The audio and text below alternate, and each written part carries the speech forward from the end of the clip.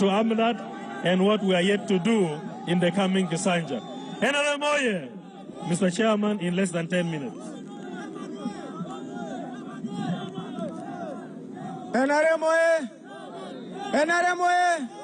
Naomba tafadhali kwa ile heshima niko na nyinyi munyamaze na mutulie musikize message. Your Excellency, the President of the Republic of Uganda, the Chairman of the National Resistance Movement, the Presidential Flag Bearer, NRM 2026, Mama Janet, the First Lady, the Right Honorable Speaker of Parliament, Anita Annette Among, the Secretary General, the SEC members present, honorable ministers, honorable members of Parliament, the district leadership, other dignitaries, ladies and gentlemen, I greet you all. Hamujambo wote. Allow me at this point, thank you all people for honoring our invitation to come to this campaign. Wote munakaribisha sana. At this point, I want also to thank the mobilizers who are playing a very big role in this campaign. At this point, there is always a way we welcome our visitors in our district. If possible, through you, the Secretary General, can you allow me to introduce my Vice Chairman to come and cheer up the crowd? Okay, Mama, I've been advised you will come after my speech to cheer up. Your Excellency, I have some key points that I'm going to present. But first, I want to give a report on the NRM primaries that we concluded of recent. Wana SG, I want also to report to you that we had the most, for the very first time in the history of Amudat, that we had a very peaceful election. In the just concluded primaries, I want also to report to you, SG sir, and the President of the party, that out of the members of Parliament, directly elected councillors, we have 7 councillors who have gone unopposed. And at the parish level, we have over 80 who went unopposed.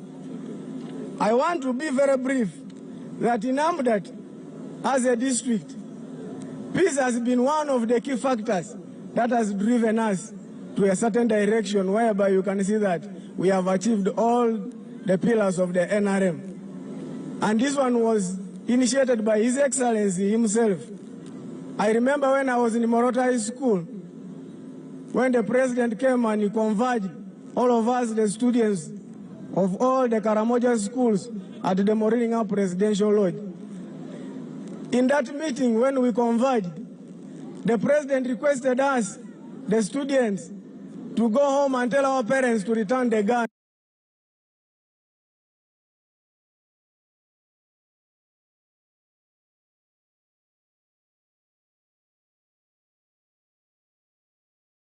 And he emphasized on the issue that a gun does not have friendship. A gun is not friendly to any person. It can do harm other than good.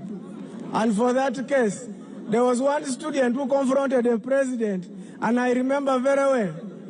The boy told the president that we shall not tell our parents to bring the guns because you have been deceiving us for a very long time. At that point, he told the president that you have been deceiving us, that you are going to give us stomach, you are going to give us power and everything. So for that case, we are not going to tell our parents to bring the guns. The president resolved that man. The man was called Natabo Firestone by nickname. He's the son of the late Colonel Oumo. So when they resolved, the boy was put down and the president was like, that is not how we talk to a Kapolon at home. I was just trying to bring this to tell you that it is the president who initiated the disarmament process, and that is the peace that we are proud of here in Amudataze district. And at that point, I can remember very well, when we came home, we did it, our parents returned all the guns. As you can see, people settled, the population of Amudat increased to the levels that you are seeing now as we speak. The population of Amudat is at 203,530. So as a result of resettlement, gaining the peace, people opened up gardens. We now embarked on agriculture as the key factor. And I want also to applaud the Karachunas, who are the peace promoters over the ongoing disarmament process, which has not stopped up to this point. As we speak, Your Excellency, the disarmament process is still ongoing through the security organs. The Karachunas, Your Excellency, are here. I will also want to present them to you at your own time when you will be having the time to speak to your people. Now, I want also to talk on the government programs. The government programs we have, one, I want to talk on PDM. PDM has benefited all of us. I want to see, nani hajapata PDM kwa nyinyi wote hapa? Kama mtu hajapata, me I know the PDM has worked. On that note, vile mnasema mjapata PDM, I hear there is even 700 million which is in the account ready for disbursement. As we speak, the money is in the account. It is just under the desk of the cow to disburse this payment to the beneficiaries. Vile nilisema tena, nawaomba mnyamaze, musikize kenye tunaongea. Hiyo ni kwa heshima, nawaomba. I want to report to Your Excellency that PDM has been limited as a result of two major factors. One, the network.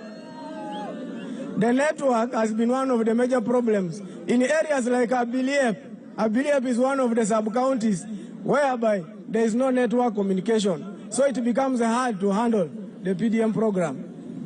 Also, electricity has been one of the challenges for those ones who want to charge those machines and the gadgets for the program.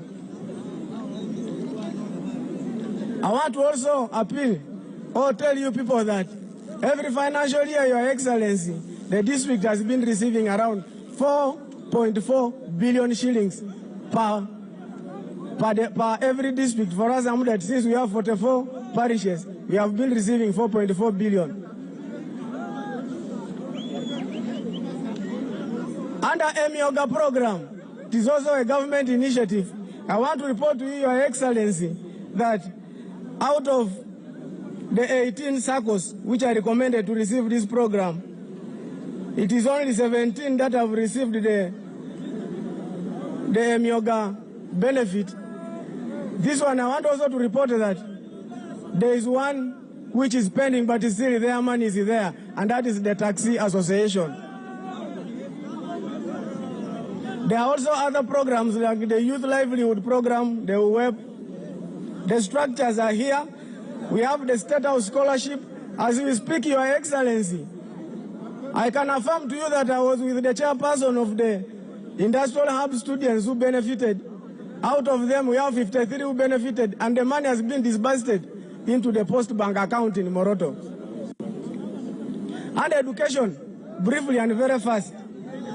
We have 20 primary schools, but Amudataze district started with 11. We are getting there. Started with 11. And enrollment has increased from 8,000 to 14,000. So you can see, as a result of the introduction of the UPE and the USE program by the president himself, education has moved forward in our district. However much, we have some few challenges. I want also to tell you that we have 19 primary schools. We have primary schools in 19 parishes, and 25 don't have. We have 3 secondary schools in the Holo sub-county and the Holo district,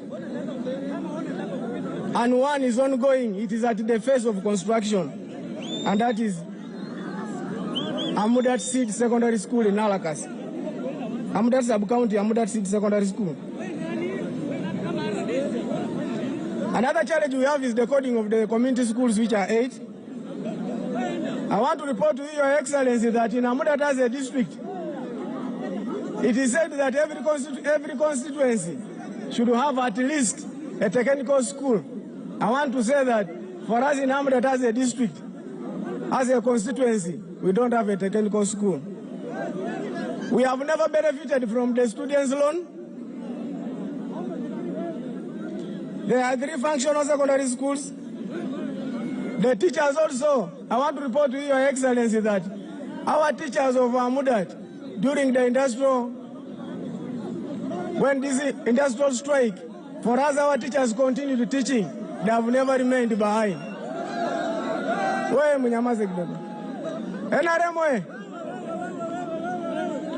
These teachers have opened up their circle, and they are just requesting Your Excellency that if you can support their circle.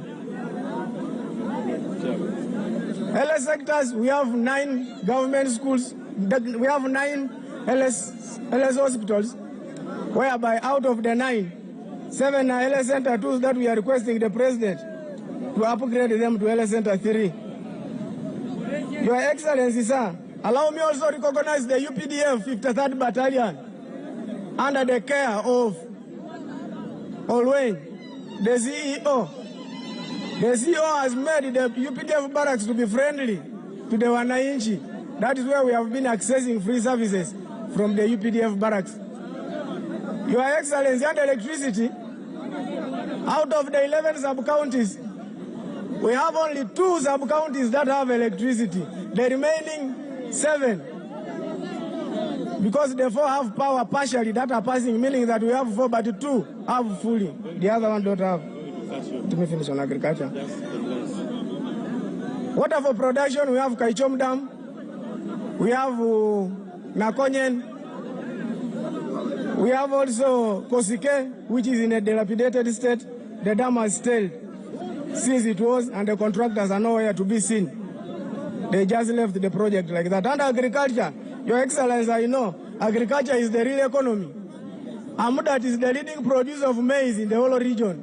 I was requesting Your Excellency that since Amudat is the leading producer of maize in the whole region, if you can accord us or help us with at least tractors to improve on the mechanization, since people have moved from the traditional system of agriculture to the mechanized one.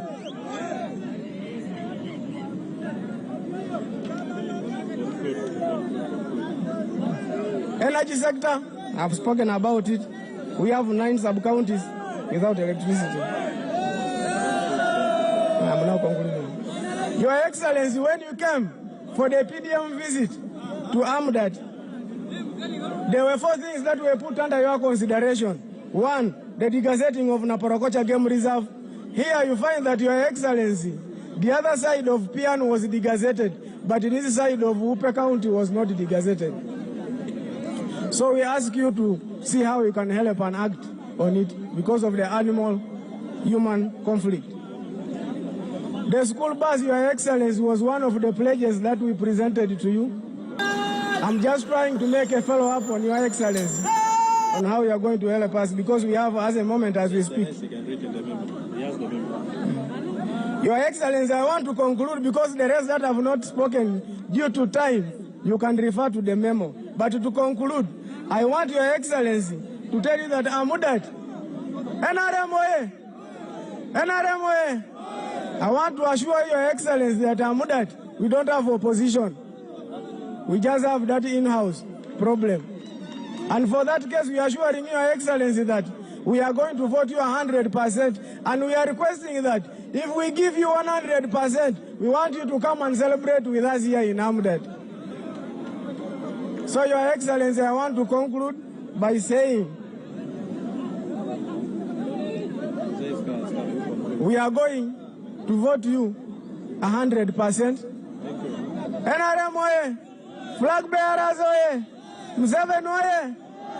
Asante sana for God and my country. Thank you, Chairman. NRM oye! We know you're happy to receive the President, but relax. May I invite the Regional Vice Chairman in 2 minutes, then the Right Honorable Speaker will come and invite our president to address us. As he comes, we have been joined by Honorable Anyakun Esther, Minister of State for Labor and Industrial Relations. Mr. Chairman, in less than 2 minutes.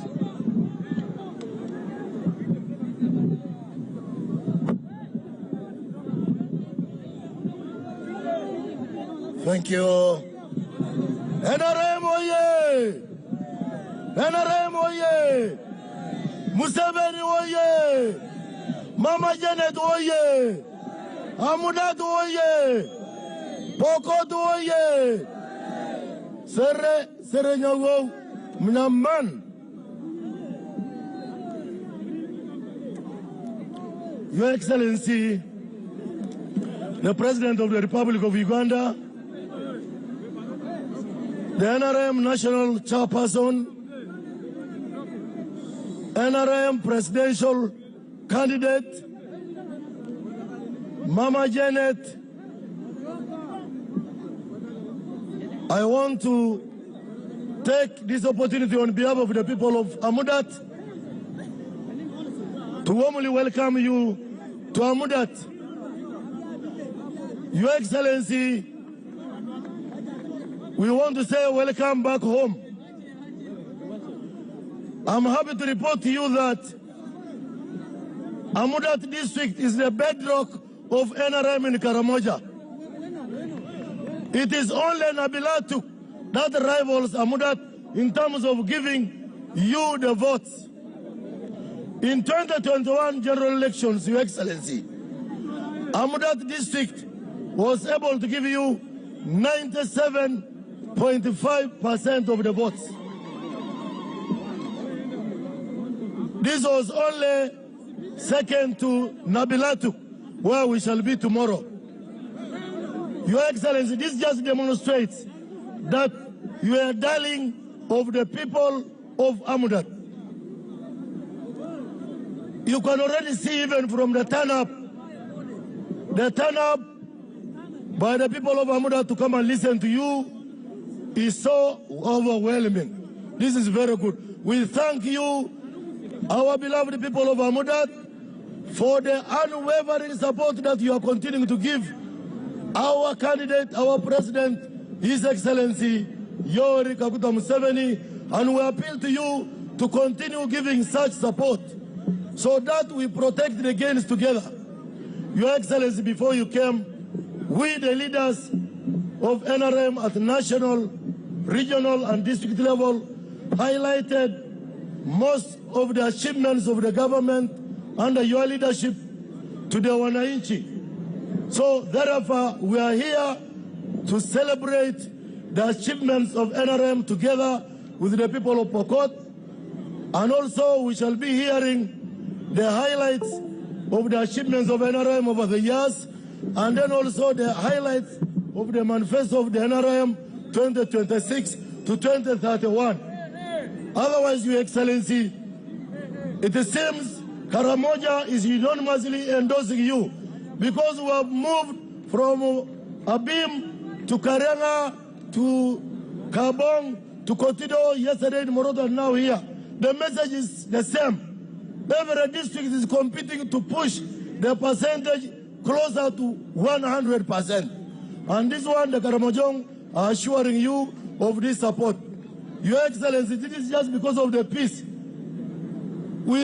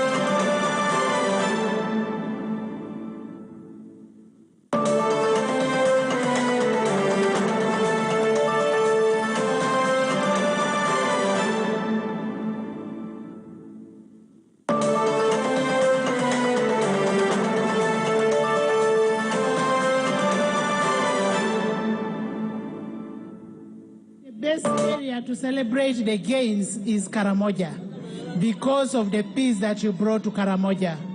Atomi wala kingara kinyo ishenyo karam nyokia omba Uganda ni president ke Karamoja omba paraku kalye nyoki puni. And the next one is Teso because we used not to sleep and now we can sleep. There is peace now. Kule nyoboden kukorote se nambolo kimito maruyo nyepi ambolo kimeminye kalia wala ye ruso tambolo kikisnyori kalia. Now everybody, even my ghetto youth here can move from here to Kenya. Hey ghetto eh. Mwala ta chumga chumiku paliote. Mukachana kapasete kuye kumba Kenya kapesta kupuria tio ambolo mikalia. Your Excellency, we want to thank you for the support you've given Karamoja and this country in terms of development.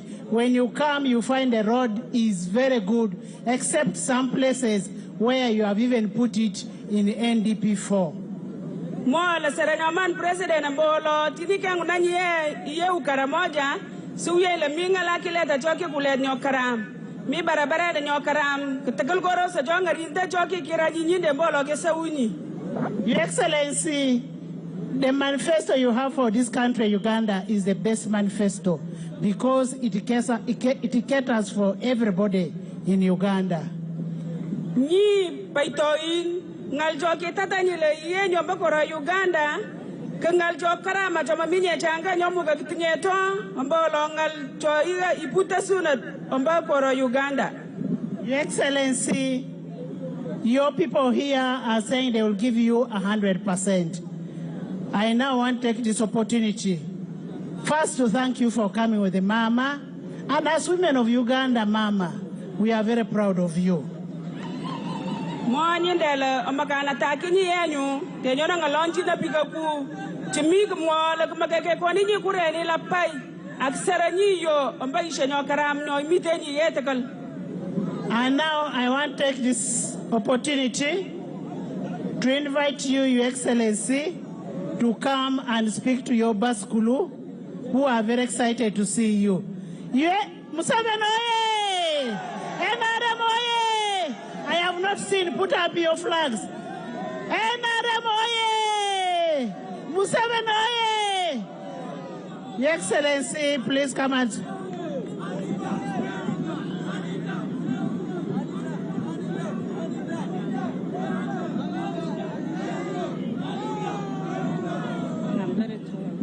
Yeah, that's okay.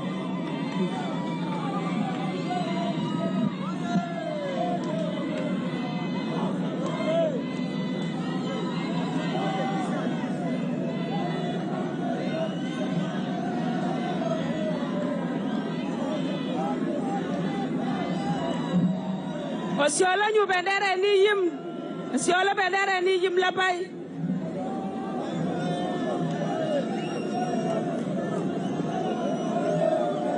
Habari watu wa Amudat. Baisha kwa bipa Amudat.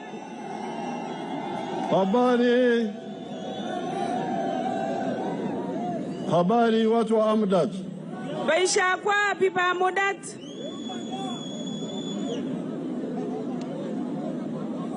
The second vice chairperson of the NRM. Ni chichinele chipangachar nyoba NRM. And the Speaker of Parliament. Go nyinde nyinele ngaloni namba parliament. The second vice chairperson of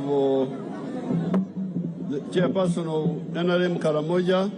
Nyinde nyole chipangachar nyobode nyamba chairman NRM mba Karamoja. The Secretary General. Akwala bajogap kan. All the other leaders. Go baito walaglapai. And the wananchi of Amudat. Let Mama greet you and then I speak after her.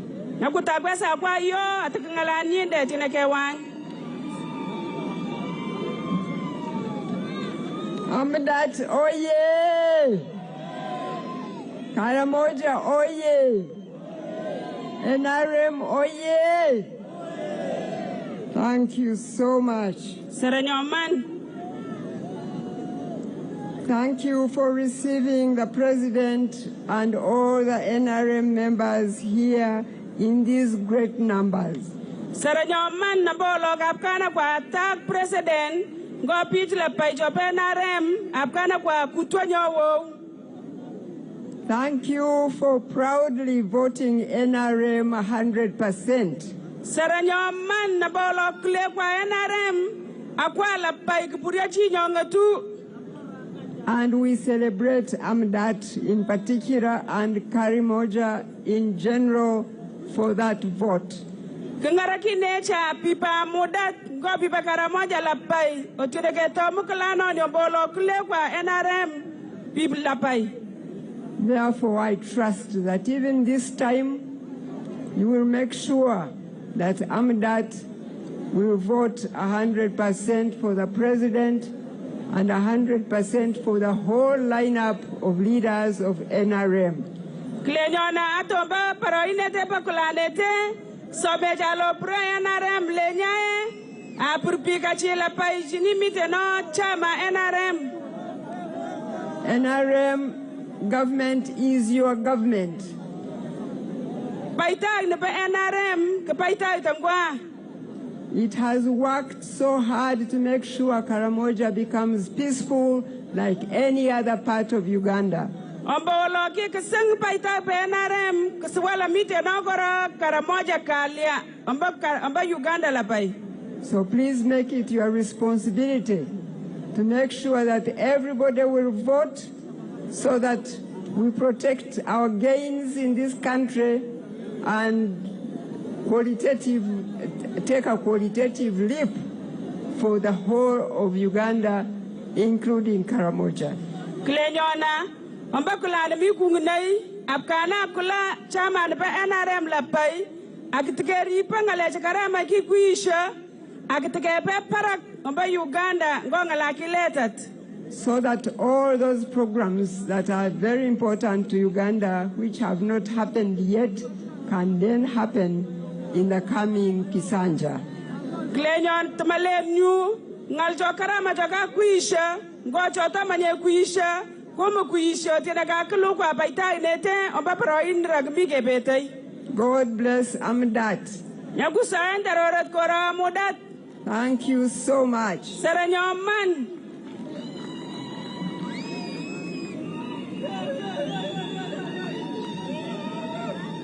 Now,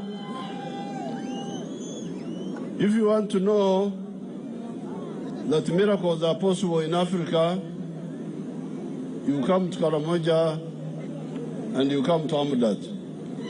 Kumwala atau imakanya ingkutuna la mitanganjinti na choi so tambakoro bicho tuwaje. Engon Karamoja teswena tanganjintin, ayengon Takalamodat teswena tanganjintin ne choni. And I thank God for making me somehow connected with that miracle. Oyokina tarora sara nyokeanan alikuwa na konga nyosuyi tanganjinti ne choni. Before I talk about the contribution of the NRM in general, Kitama ngalanan ngaljoke NRM ambalabai. I want to inform Ugandans, because most of you are young, you don't know. Omakana mwachine akwa pipa Uganda jo chukwa picho mingeji. That we used to have a lot of bad planning for elections. Lekike were osis chomende pa karamnya atotineke tomo siswakola. Before the coming into power of the NRM, there were no permanent constituencies. Kutama kungenera mempaital kimamine tukutile constituency tin choki mito. The constituencies never coincided with administrative boundaries. Ombolo constituency tin choki mito kikima na manyekai ngawala mite no kendo tanyoba baital. In the election of 1962, 1980, they would just make ad hoc constituencies. Ombakula nyopa 1962 ngo nyopa 1982 ikupeta pakileke kulisi omba constituency ata walomele mutate. They would just get a sub-county from this county, take it there, maneuvering, doing what they call gerrymandering. That is to organize people. If the new UPC was not strong here, they would bring a part where UPC was to suppress the local vote. Kimaminya wala tatate wala kipropi kuren. Kiro sakilosi swechonila ona wala nenda chimi bicho chang. Atolabake beach aketa toni atolabake mwala kake kulamba toni. So in 1989, amba mwaka 80 ngoja le 9 wanted to expand the NRC.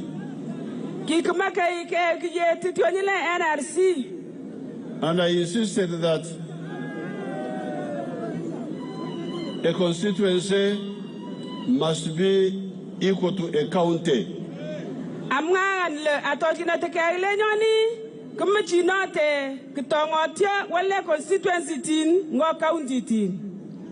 So at that time, there were 149 counties in the whole of Uganda.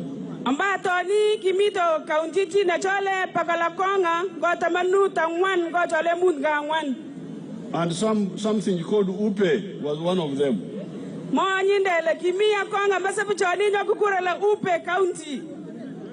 But it had a population of only 20,000.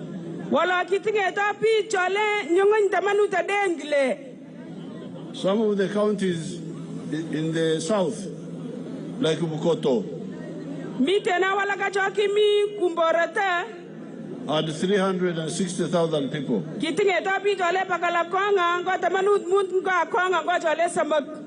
But we said no, I insisted that no, for now, let's start with the counties.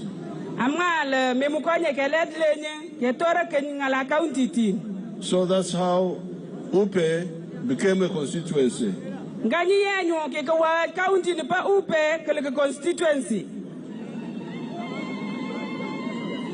And I'm sure the old people here would know, I don't know where it was in the 1980 elections. Where was it?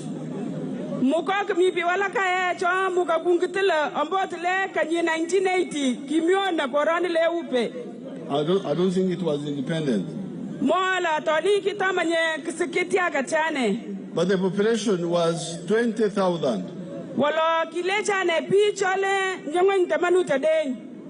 Then when it came to the issue of districts, the population was still small. But I said, no, these people are Pokot. Their language is different from Akarmajong.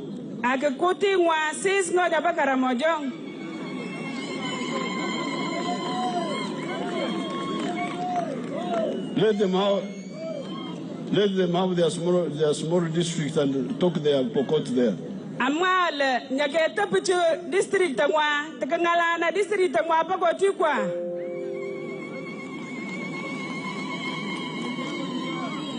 And that's how I also made their beams. Because they are low, they don't speak Karamojong. So when I came here today and see that the population of Amudat now is 203,000.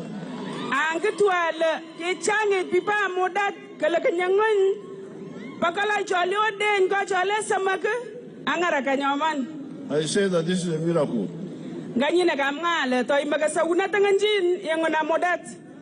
And this is how we come now to, since you support NRM, if anybody asks you, why are you supporting NRM?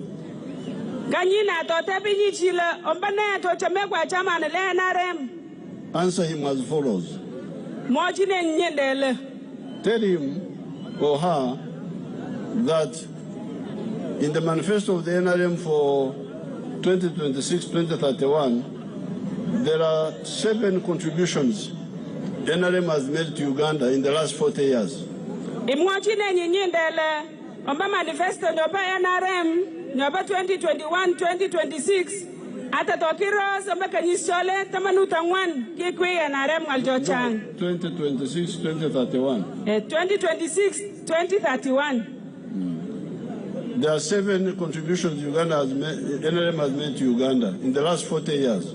Mite nongala chole mungo oden choki kwil chairman pa NRM kuichi Uganda ambaka nyiswejileta mantangwan. The first one is what you have talked about, all of you, what they call in Akaramajong Ekivir. Nyobatal kungala kalia. How do you call it here? Kalia. Kalia. Karia. Yes. So number 1 is Karia. Nyobatal kalia.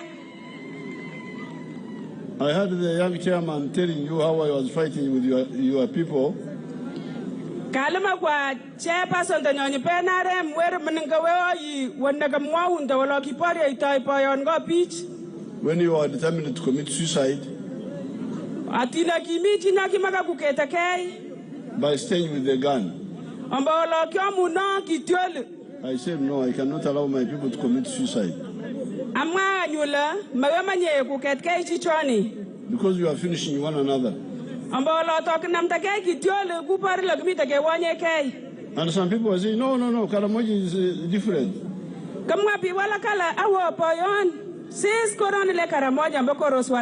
You can't remove guns in Karamoja unless you remove them from the Pokot of Kenya, unless you remove them from the Turkana, unless you remove the guns from the Topoth of Sudan, unless you remove them from the Rendir of Ethiopia, unless you remove them from the Somalis. I said I'm not here to disarm Africa. I am here to disarm my people. Nenda kimwa wana pila memukenye president techenga pipa Karamoja kitiolin takatakala toke chenga pipa Kenya kitiolin kechenga chopa Sudan kechenga chopa Somalia kechenga chopa Toposa kechenga chopa Samaldin ngo koroswe wala chochang wala kwe mwaja chanele melo nguna chengo kitiolin koropicho tu wanyile East Africa wala mbita chengene kitiolin pika chanji pa Uganda. And they were saying that when the Karamajong stay with the guns and the Turkana stay with the guns, they balance terror, they kill each other, so they stabilize by killing each other. Kimwa ya sisoni pichla atina ke pusinyi pakot kitupiyango kitioli ne kwa akitinge teterkana chikwa kitioli ne pima kai pichoni omba weshe nyale nyingwa akumuka ikimangai ngo kitioli ne kwa akimiki yetekele nyoni.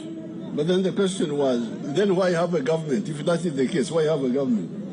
Lenda tebele atotina lata nyona nyo katakalaka ache nyoba sojne. If the people are going to balance terror with terror from Turkana to Karamajong to Pokot, then what is the purpose of having the government of Kenya, government of Uganda? Why don't they go away? Anwaja apichaile katakalaki isha nyoba soj nyoba Uganda ne anda soj nyoba Kenya ne atotina kakamwala kepisina chichile mwana inji kupimkaya wesha atokita kitioli nmori kwa. And this was the first argument.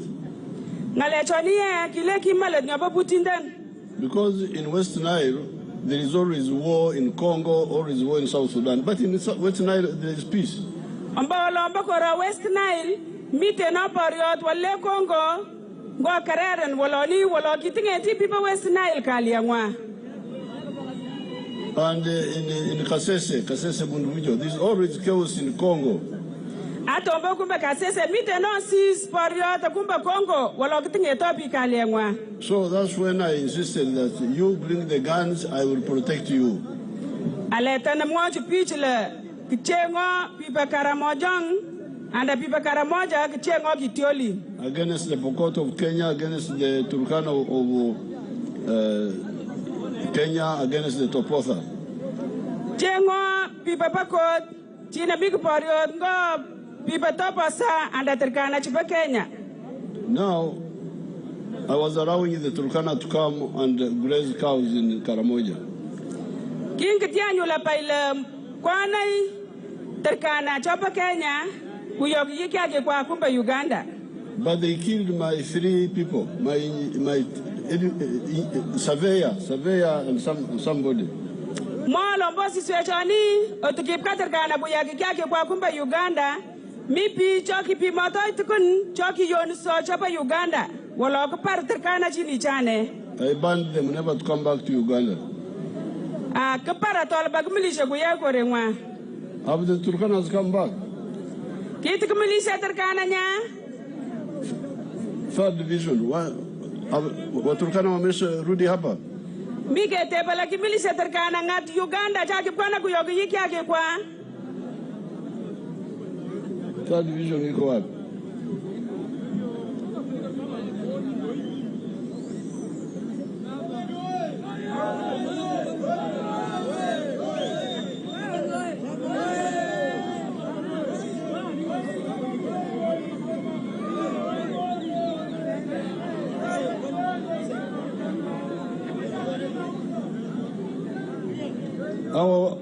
Hawa wafanya fujo wamerudi hapa.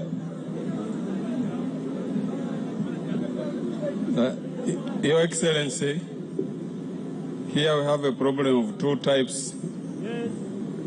Tuko na wachungaji wa huku ambao wanajiita Waturkana, lakini sasa kutofautisha at times zinakuanga ngumu wakati hakuna vita.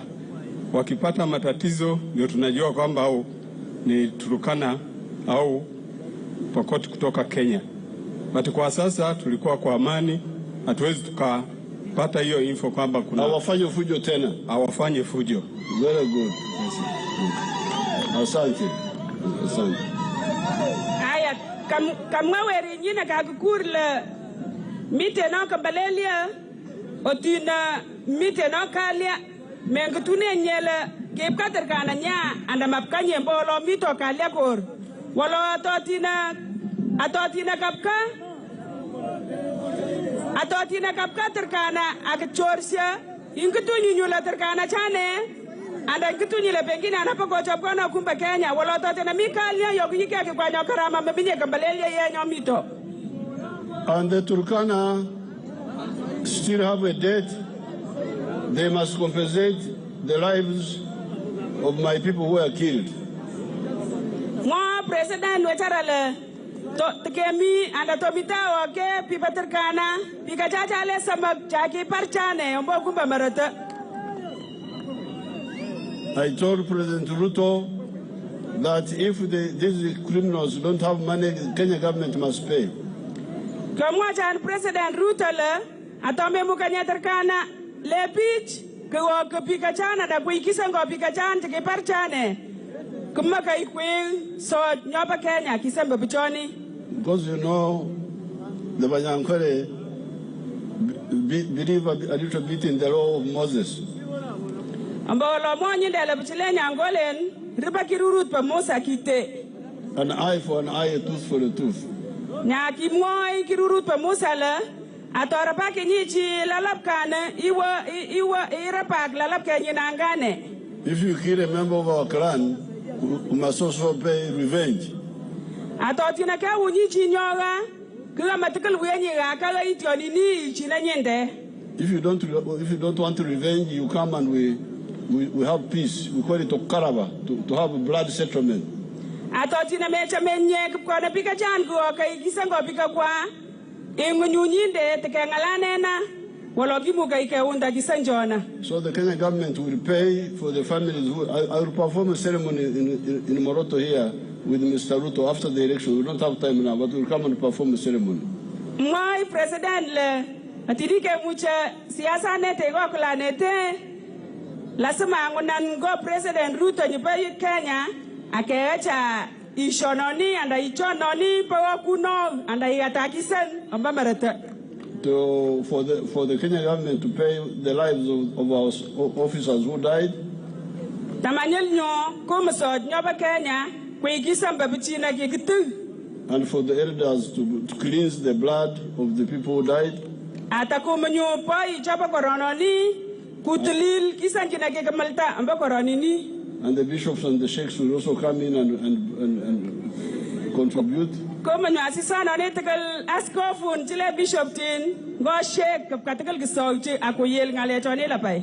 So therefore, I could not accept this impunity of criminality.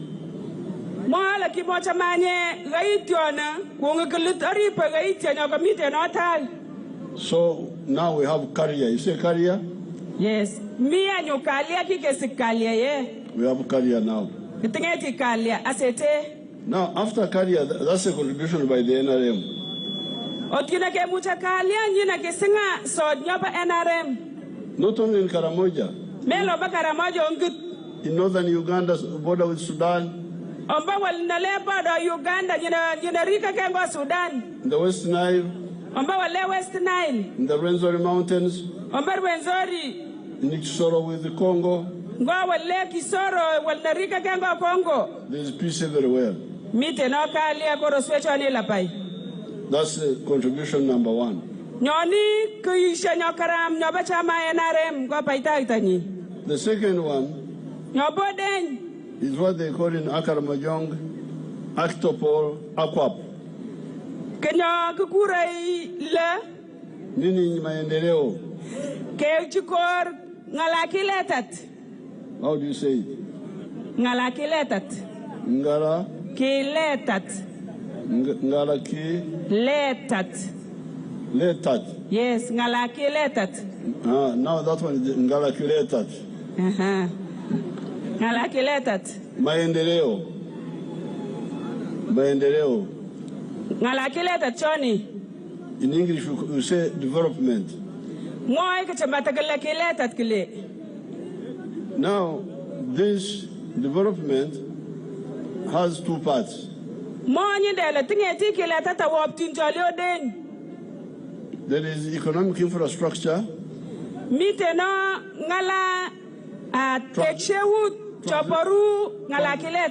Translate infrastructure as a foundation for economy.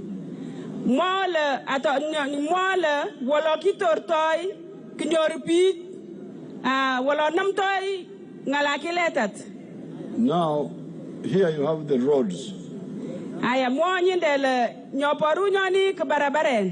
You have the electricity. You have the water for drinking and for production. You have the telephones. Then you have the railway. The railway, Garmoshi. That is economic infrastructure. So here in Karamoja we can check. How far have we gone? The electricity is now there. The telephones are there. The road has arrived in Nakapiripirit and it is coming here next. We are going to tarmac this road here.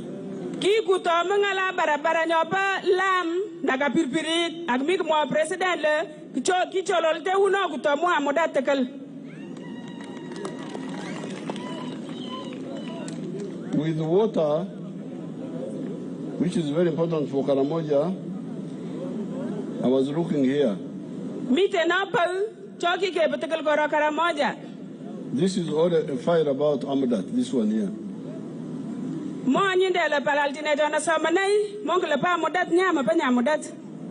But I could see that the borehole water is still very low in Amadat.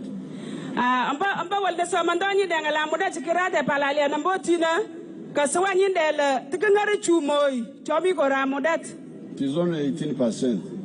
The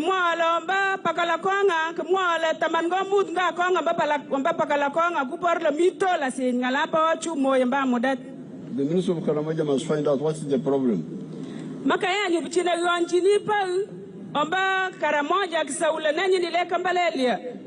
Because in the other districts like Abim, Karenga, Kabong, much higher.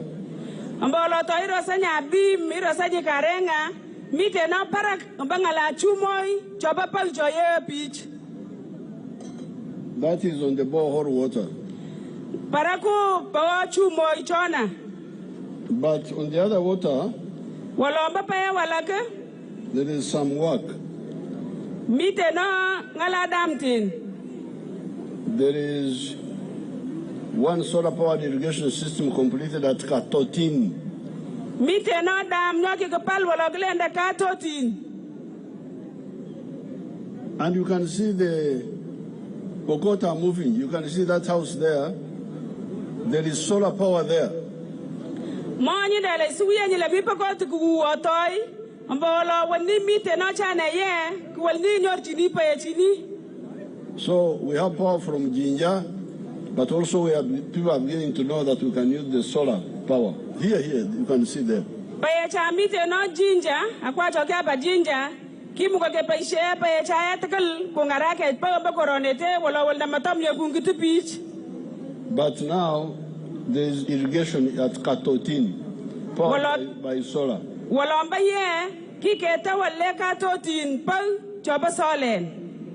There are 12 very tanks constructed. Mite no chontile tangi tin jota ka pal china gigatech.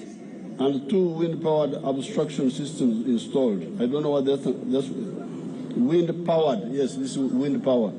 Mite no takal nyokle green power cholio den chona kiketa wani. There is construction of Kosike Valley Dam. Mite no tekata nyoba dam nyomite no Kosike. 2.7 billion liters. Million din jole pakala den go jole mun go den. This was completed this year. Kiki wan nyoni kanyinete. Then there is Kichom Valley Dam. Mite no nyokle da Kaichom Valley Dam. Kaichom, yes, with a capacity of 1.8 billion. Tingeto million akonga go jole mun go samak. There is one large valley tank solar powered irrigation system under somewhere they don't mention. Mite nanga ngat nyama mwa unyechile korenyi ni mito. Now what is also planned is Lowoyakur Dam. Which name is that? Lowoyakur. Mi nyoklenda Lowoyak. Mong tanye to kalma kwa ngita kwa mong tunanya kaina lokurtoy. With a small irrigation scheme of 20 acres. Klenda I chenga I wonna kiki tike parenjo choki muka kaya kilometer jole tamante den. Now all these are part of economic infrastructure. Choni la pai keteke ngala chini kumi kete kai ngala kiletat. And with the roads, I have warned the Minister of Works. Mo la ko mo chan pi chona iyo ngala barabaren. And the Minister of Local Government. Go people sort choba sort chindai casa sort. I don't want to hear again of a road, a major road which is impassable. Mo la ko mo cha channel mo makanye akwa barabara nyome mukanye chitu kuwer. What are they doing? Why should it be impassable? Nanyi na iya barabara otiraka ke tume mukanye pikpe nyokaram. It may not be tarmac. Mukola mele lam barabara noni. But it must be motorable all the time. Walo gamate ke le barabara nyomukai metekane chopai nen la pai paishe. Like this road I came on when I came from where I landed. Lenye noya nyeteje kanguna ngatana kiwanja ndege mpaka yetei. It is Maram, but I can drive. It is farm. Mele palam walo tiniko wenan kosuya la kanger wani kikita. And with Maram, the small stones there. Akikita Maram chomuka kwegi westa nyokaram. But the weakness, there is no drainage. Walo kamelele nyokosa wan mamiye walai muka kwipal choke ke chal machal yechi wala pewa pa itomapka kunyar barabara. Minister Lokeris, why is there no drainage in that road there? Mike te by Minister Lokeris lombane tmamiye cholu choke ke chal tukwipapal atamema kunyar barabara. It is a deep road with deep banks, sides. Atoiro sanyi wanale kamasu mite no lalwatana and cholu choke chalpa. So when it rains, it's like a swimming pool. Water will stagnate there. Kuparunya na le totina karapana maminya olake ke chal kwipal kumoko kuipit memnyek pe barabara no ninyo karam. So Minister Lokeris, ask those people, are you making a road or a swimming pool?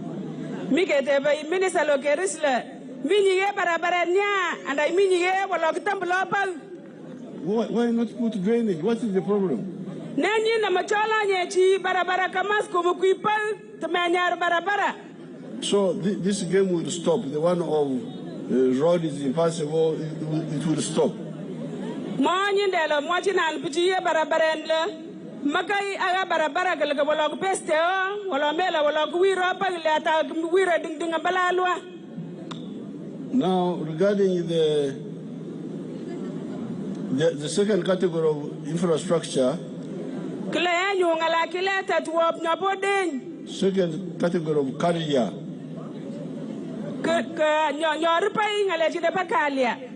is social infrastructure. Social infrastructure.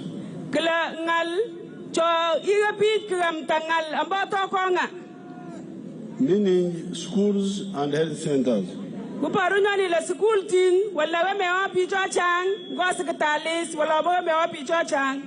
The chairman told you what was happening.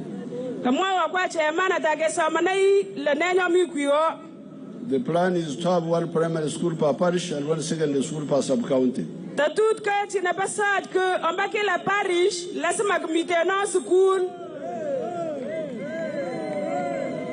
And also to have one health center 3 per sub-county and a health center 4 per constituency and a district hospital.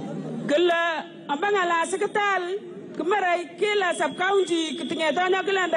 center 3 health center 4 district. Now there are parishes which don't have primary schools here, they will get.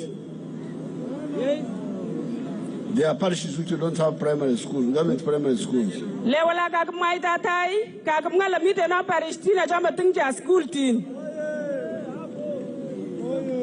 Because there are 27 government primary schools when the parishes are 44.